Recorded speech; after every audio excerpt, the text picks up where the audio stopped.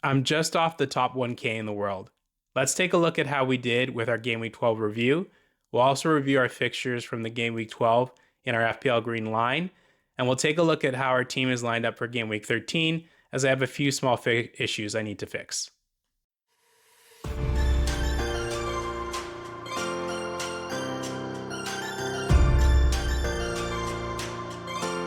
Welcome to my channel. This FPL Game Week, where I, your host Femi, aka FPL Big Frem, are with you every game week to help you get up the ranks, share strategies and tips, and just try and persist in this crazy game.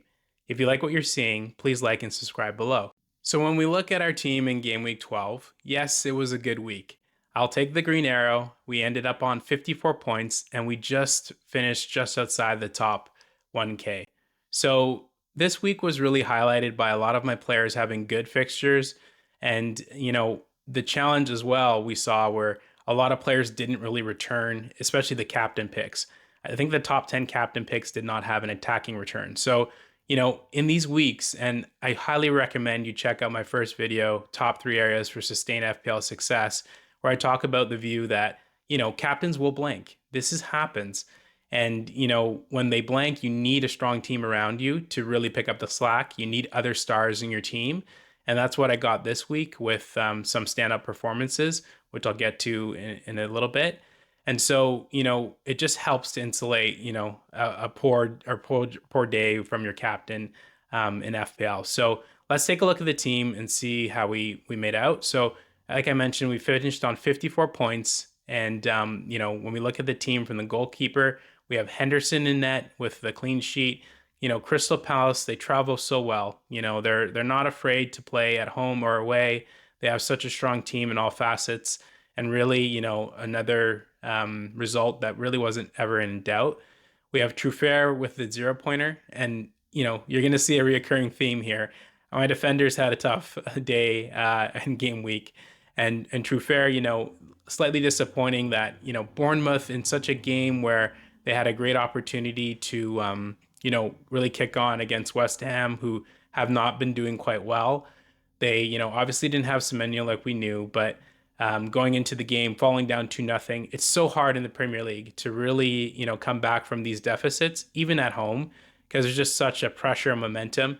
They finished the game on such a strong XG, but ultimately they were only rewarded with the draw. So, and Truffert was 0 points. So, and no DEFCON at all. So, it's one of those things. It's a tough game.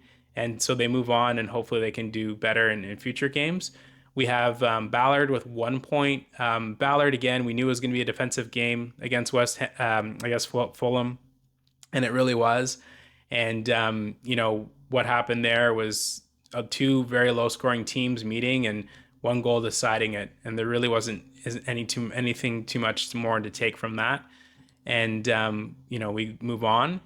Munoz, the standout star player from a defensive standpoint, not only defense, but just overall in my team, the 14-pointer, the goal. Here we have a right back who's playing right wing, who's getting to a lot of dangerous positions. In this game, Mateta got subbed off before 60 minutes, so he really was able to provide the offense for Crystal Palace, and they really would thank him for it because, as we know, 1-0 game, anything can happen. But them getting the insurance goal as well was great for them, and to move on and solidify that win on the road. And then we have Collins with the 1-pointer. So Collins, I'm still waiting for that headed goal. I hope it's coming soon because he always is in around the defensive contributions, getting to that 10 benchmark that you need. But I really brought him in for the offense and for Brentford and their success on set pieces and finding him and looking for him. So we'll see how that progresses moving forward. They have a great fixture against Burnley at home, and hopefully he can take advantage of that in game week 13. And then moving on to the midfielders. So we have Saka on the 8-pointer, the DEFCON haul for Bukayo Saka. I'm wearing my Arsenal gear today. Such a strong and resounding win for us at home in the North London Derby. Completely dominated that game. And unfortunately for us Saka captainers, that would have been that huge differential that I was hoping for to really help me get into the top 1K. Was a Saka, goal assist because he has such a great record against Spurs. but ultimately it wasn't meant to be. Eze, the standout performer, of course. And, with Saka, he's still such a strong pick because he's on penalties. He's the talisman. He took so many dangerous, set plays in that game against Tottenham that, needed a little bit of a head on them to get a goal and help for us from a returns perspective. But we'll just keep him in the squad and see him ticking along as the other Arsenal offensive assets come back. That'll make even Saka even more valuable as once Odegaard back, him and Odegaard have that great chemistry. So we'll see. I expect Saka's returns to go up when that happens. We have Mbumo on the one pointer in a really frustrating and difficult game for Manchester United. We can say that they definitely are sloggy Manchester United. Just really, weren't able to generate much after having and going up a man down against Everton. And so ultimately, Manchester United, I was cautious with them and their assets. I didn't want to load up more than Mbumo. And that was sort of proven right with that performance against Everton the other night. We have Rodgers, the standout player, one of the standout players of the game week with a 15-pointer. Just so happy to see, a player that you bring in for a punt come in and deliver. And, of course, the second goal, you expect the goalkeeper to save it, a free kick basically by Rodgers that went right down the middle. But it is what it is, and we'll take the points and run. And then with Wolves upcoming next, Rodgers is an easy hold in the squad. And then Szoboszlai, Liverpool. And we'll talk about it in our FPL Game Week 12 review and Game Week 12 Green Line review of fixtures where, Liverpool just didn't come to play. And they are in a crisis. And so, it's going to be interesting to see what Slot does to sort of get them out of that. And then we go up to the forwards. We have Thiago with the 4-pointer. So Thiago, he scored one and then missed a penalty. Really can't really fault him too much for that. He's, getting so many of the chances. The system is set up for him to do well in Brentford and get those chances. So ultimately, we'll take the points and move on to a next fixture, which is Burnley at home, and it's a great fixture for them. And then Haaland with the 2-pointer. So, a lot of this talk in a game like this, especially with Newcastle when they play City, it's usually back and forth. It's usually end to end, and we saw all of that. We saw that Haaland had some big chances, but it goes back to my point of this view of this is what happens sometimes. Players can't keep scoring forever. He's not going to score a brace in every game. It was unsustainable, and myself and others had mentioned that. And it's sort of fun sometimes to go against someone who is extremely highly owned and is going to be the majority captain choice, because if you get it right, you're really going to jump the ranks. So, with Haaland, we move on and we move to Leeds at home, which is an amazing fixture for him. And we probably expect him to get back on the score sheet then. And then on the bench, not too many great results on the bench. Leno was the standout performer on my bench with 5 points, the clean sheet against Sunderland at home. And then Gabriel, who is injured. In transfer plans, I thought of doing the double up to go from Gabriel and Semenyo to VVD, Virgil van Dijk, and Gakpo. I'm very happy I didn't do that move because it would have really gotten me nowhere. And, now I can look at, as we look at Game Week 13, making transfer changes and seeing what the potential options are. So we'll talk a little bit about that as in this video. But really want to let the Champions League fixtures go today. So now we're going to review our FPL Green Line fixtures and just quickly go through the matches that were highlighted in green in terms of being the most favorable. Do you know if you go to the Fantasy Premier League website or app, click on Fixture Difficulty Rating, and double-click here, it will sort the fixtures by difficulty, giving you the most favorable fixtures in green, allowing you to organize your approach to the game week. I call this the FPL Green Line, and it'll be one of the ways I analyze my players' fixtures for the game week. So there you go, a cool and useful feature to organize your approach for the game week. How will you use the FPL Green Line this week? We had the Bournemouth fixture. That one was a very simple, classic FPL fixture where you go behind, whether that be at home or away, and then you're trying everything possible to salvage a point. And that's what Bournemouth did. And so they have to be happy with that result and sort of, at least gathering a point and not losing to a West Ham team that, is still in, for all intents and purposes, a team that you should target, immensely given, their squad and sort of, with a new manager and him getting up to speed with the players that he has. So for Liverpool next week, going to West Ham, that seems like a fixture to get things rolling again. From my perspective, West Ham at home isn't when they're at home, West Ham, they're not the strongest home team. It's definitely a place where you can go and get goals. So we'll see if Liverpool sets up in an approach that they can facilitate that. And I believe Salah does have such a strong record against West Ham. And so for those on free hit, I still have my free hit and triple captainship left. For those on free hit, it could be a good opportunity to do and to take a risk to see if the Liverpool assets can come to life. Chelsea, Burnley, another one of those sort of classic fixtures where team gets the result, 2 goals away from home. The other team, can't really generate enough to really, bother them. And Burnley being a lower table team coming up from the championship, just not having the firepower necessarily to trouble a Chelsea squad where, although there's tons of injuries, they still have quality in that squad. And with the news now of Cole Palmer, in training, that could be very interesting as he's definitely someone that I would love to target. When he comes back, he's their star man. He's on penalties. Everything runs through them. They play faster. It's just such a great asset to have in the game. So we'll see how his health does over these next couple of games. They have to get through the Champions League fixtures for a lot of these teams in the Champions League before we'll see, what Maresca says on Cole Palmer's status. With Crystal Palace, away, just a classic road win for them. Such a strong team, home and away for Crystal Palace. It really doesn't matter. And their defensive structure just allows them so much going forward because they're hard to score against with the setup that Glasner puts in place there. So against the Wolves side at the bottom of the table, result was really never in doubt. Fulham, Sunderland, it was going to be a defensive struggle there. There's only 1 goal in the game, 2 teams that don't have great offenses.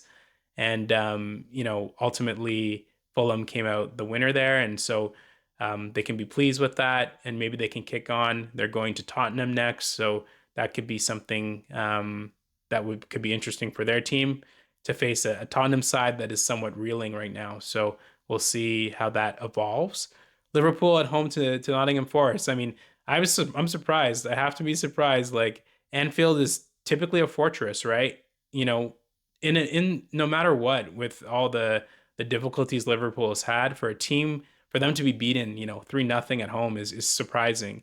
And so full credit to Nottingham Forest for having a game plan that worked for attacking a team that you can get at, whether that be direct or through transitions, you can get at Liverpool. So that's what they did, and they're full credit to them for walking away with the 3 points there with a 3-0 victory. And then our last match, the Monday nighter, Manchester United Everton.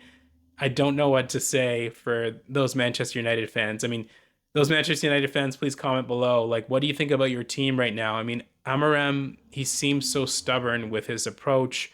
I think if you've watched football for quite some time, you just don't understand why they're not throwing the kitchen sink when they're at home and they're up a man. You just expect them to do that. You expect them to draw that game at least, or if not win. It's Manchester United at home, with the whole aura of Fergie time and just being able to, get results at home, whether they go past the 90 minutes. So ultimately, Manchester United has to look in the mirror and has to figure out what they need to do moving forward to, be a little bit more successful and a little bit more dangerous moving forward as a team offensively. So when we look at the team for game week 13, we are in a position where should we use a chip? There's a lot of talk from, us and creators in the community about, free hitting this week. And one advice I'd give is, typically in the past, I used to, go along with the advice and just, free hit my team because it seemed like everyone else was doing it. I think that could be such a, negative thing to do. If your team has issues, of course, if you think you can target upside with a free hit, with Man City having great fixtures, then yeah, that could make sense. But I think the challenge is when you look at some of the other teams that have great fixtures, you're talking about Aston Villa and Brentford this week. They're not necessarily the most reliable teams in terms of results. They're hard to really predict. So, it's a boom bust type of week, right? If you use your free hit, you could get, extremely lucky picking, these players of these teams that I mentioned in great fixtures. Or, you could leave a little bit disappointed. They may not perform. There's always risk in FPL. Every game week, there's this challenge of who to get. And so for me, when I look at my team, as we'll discuss in just a short little bit, we'll see if I'm going to pull the trigger on the chip and see if I need to make any changes. So for me, starting in goal, we have Henderson. Henderson at home to Manchester United. That's a good fixture for them. They're at home. They're comfortable there. They have the great defensive structure. So Henderson will be my goalkeeper. In defense, we have Ballard at home to Bournemouth. Ballard I picked up a couple weeks ago. He's I do like this fixture for him, just because even if Semenyo is back, there could be a good opportunity for defensive contribution points, as Bournemouth is a team that loves to attack. So I'm not really worried about him there. But when we look at transfer plans a little bit later, there could be some options to get another defender, just because I do still have Gabriel, and I'm going to need another defender to get me a more favorable matchup, especially in game week 13 and a little bit beyond. We have Collins at home in a great fixture against Burnley. Maybe this is his week for that headed goal. So we'll see with Collins there. And then Munoz at home rounding out the defensive unit. Munoz, a must-have. He's definitely essential. If you don't have him, you have to get him. He's so attacking and just has so many routes to points. So such a strong option for us in FPL. In the midfield, we have Mbeumo away to Crystal Palace. Mbeumo's just a solid hold right now. Let's get the taste of this past game out of our mouths, because it was a really strange one, and see what he can do away to Crystal Palace. We have Rodgers at home in a strong fixture against Wolves. Aston Villa has seemingly turned the corner, and they're looking really, really strong again. And Rodgers is a big part and the star man there right now for them moving forward. We have Saka away to Chelsea. Saka does well against the top 6 teams, so no concern here. He's, we always mention he's on the penalties, he's on the set pieces, so definitely has the routes to points as well. And we'll be patient with him as the other Arsenal attackers come in around him and sort of support him and give him a little bit more room to flourish and hopefully pick up FPL points. We have Semenyo, who's currently flagged away to Sunderland. Semenyo, we'll take a look at transfer plans. We'll see what we want to do there. He's still, in my mind, such a strong asset because of his nature and his role in the Bournemouth team being their focal point. So we'll see what we want to do there, and if there's better options, we'll investigate those. And then Szoboszlai away to West Ham. Like I mentioned in the review, West Ham is a place where you can play. A team coming to West Ham is not a team that is really worried about that ground, I would say. So we'll see if Liverpool can get up and running. And then finally, rounding up the forwards, we have our consistent 2 front men here in Thiago at home to Burnley, and then we have Haaland at home to Leeds. So both of my forwards are in really, really favorable fixtures. Haaland, a lot of people are thinking, if they're not free hitting, are they triple captaining? Because it's such a strong fixture. He has connections to Leeds and just Man City at home. These are the games that Man City score their 4 or 5 goals. And, he would be probably involved, as we all know, in a lot of those. So that's how the team is currently set up. Now, when we take a look to the bench, we have Leno away to Tottenham, Fulham, coming off that clean sheet, looking to continue to build some momentum with this fixture run. We have Truffert away to Sutherland. Truffert, I'm not necessarily looking to really put him in, so that's where my transfers on defensive end probably will come into play. Calvert-Lewin away to Man City, rooted on my bench. And then we have Gabriel, who are definitely going to transfer out. And let's take a look at the transfer plans to see what I'm thinking so far in terms of how I want to manage that situation. So as we look at our transfer plans for this week, as I mentioned, there are a few small issues in my team. So I have Gabriel, who needs to come out, and then we have Semenyo, who I'm not necessarily thinking of getting rid of as of yet. If a better option comes up, definitely looking to explore. But there are 3 teams where in the next 3 fixtures, and this is the reason why I do the FPL Green Line. It gives you every week a view as to what are the green fixtures. And so I don't like to look too far ahead. 3 fixtures probably the most, looking at players and teams within that space of time. And so there are 3 teams to me that really stand out to target, especially from a defensive standpoint. And they are Manchester City, Newcastle, and Nottingham Forest. You can order them in any way you like, but Manchester City I mentioned first because they do have a great fixture run in the next 3 with 2 at home. The challenge at Manchester City, though, is figuring out which defenders will play, which players will play. And so there's going to be a lot of rotation because, we have the Champions League games this week as well. So, on Friday, when I release my team selection video, you'll see who I've gone with, if I make any transfers.